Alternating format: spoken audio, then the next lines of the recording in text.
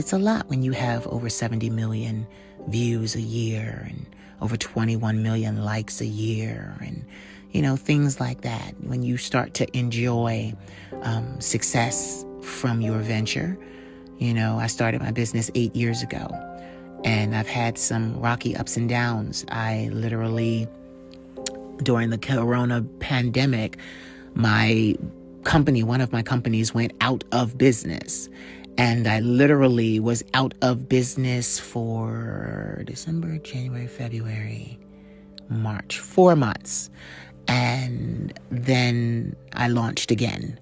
And a company that does something similar. I still have my other businesses, but the company that did something similar, just, with a facelift. I gave my company a facelift. And it was very difficult. It was very difficult because, my investors pulled out, and then I had to find new investors, and I did that. And it was just a lot. But I thank the divine that it only took me 4 months.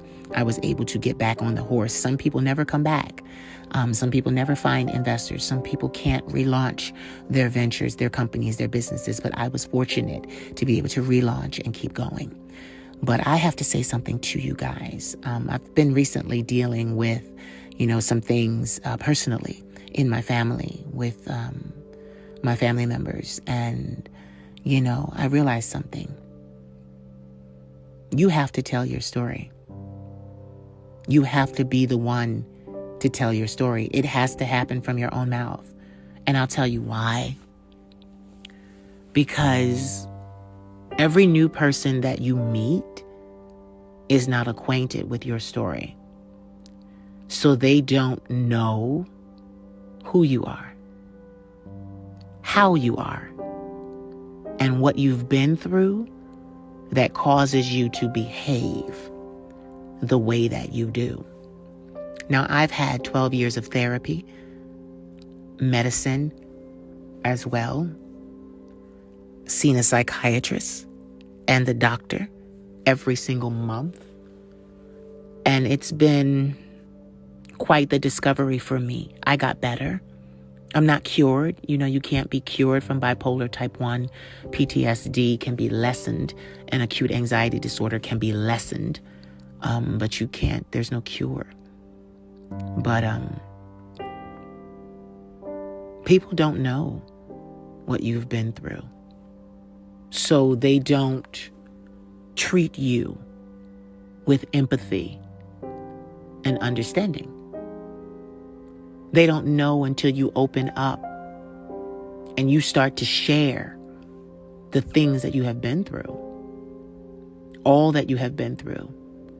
And people actually will stop and go, oh my God, I had no idea that you went through so much and you're still standing. It's one of those things, which was why I started this podcast, the Cybergirl podcast, named after one of my songs that is currently on iTunes and everywhere, called Cybergirl. Shameless plug, self-promotion. But the podcast came about because on social media, I was giving 1-minute videos. That's my point. That's the purpose. It's never longer than a minute. 1 minute is all that the public usually has the attention span for. Sometimes it's less, depending on what the content is. We're scrolling so much through the social media tidal waves of content from numerous content creators. So you don't really have a lot of time to tell a story about where you've come from and what you've been through and what you've had to face in your life in under a minute. You can't do it. I've managed to do it at some points, but I couldn't tell it all. I literally could focus on a couple of things and I'd get them out, and they would be mind-blowing videos because people were like, oh my God, I had no idea. But I couldn't really get to the meat of the matter, the true essence and nature of who I am and what I've been through until I started the podcast. The podcast, I keep it under 32 minutes. And literally, I have 32 minutes to tell you stories from my experiences. These stories are all true. They're not prefabricated. They're not, like I said, prefabricated, meaning made up. They're not. They are what I've actually dealt with. They are actually what I've gone through, how I thought, and I'm telling them from the perspective of being therapized. Now I have therapy, so now they don't trigger me. Now they don't cause me to have panic attacks. Now I don't have anxiety. Sometimes my heart races depending on what I'm talking about, but I've learned tools, breathing exercises to help me get through it. And I leave my pain on the dance floor, basically. I leave it there. And most of my following, not all of my following, is acquainted with my podcast.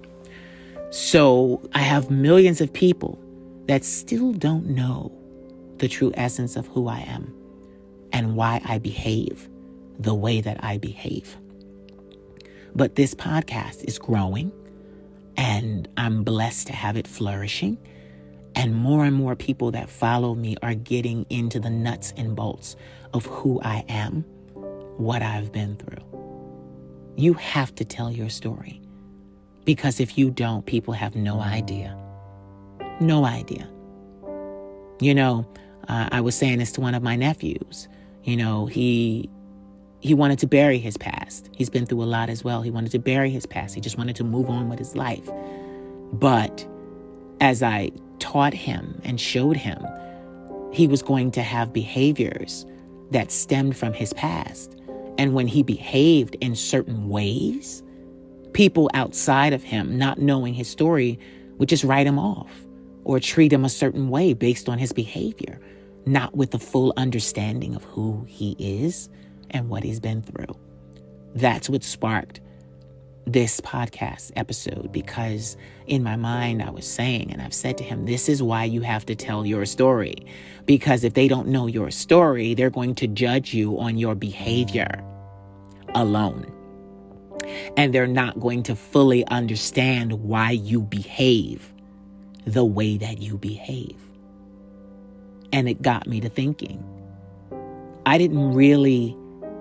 Okay, that's not true. I did. I gained notoriety and love and admiration and became an influencer and an inspiration literally overnight.